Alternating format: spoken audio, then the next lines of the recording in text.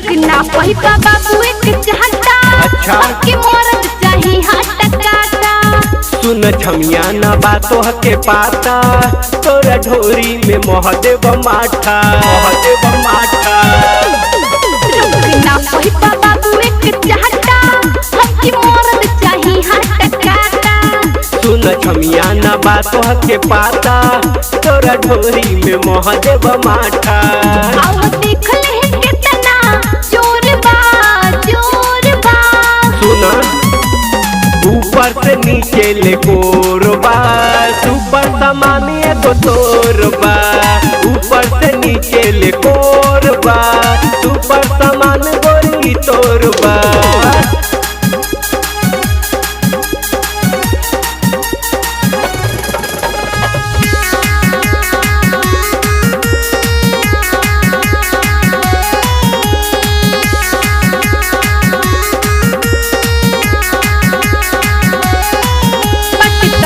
जवानी के जोश हो तुझे देखते ही खोते बेहोश हो।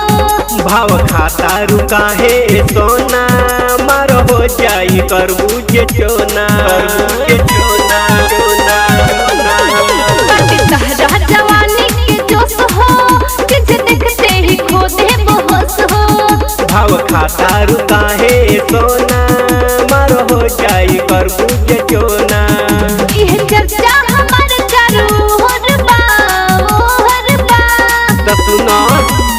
ऊपर से नीचे ले कोरबा सुपर सामान्य तो तोरबा।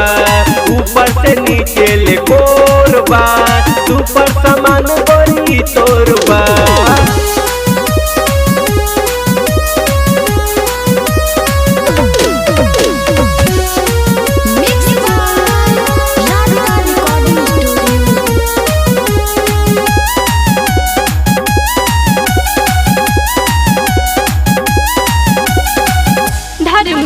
दीवानी बुक हो खाली देखे के मिली लोग हो।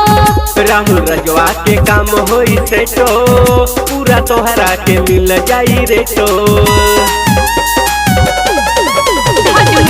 दीवानी बुक हो खाली देखे के मिली लोग हो।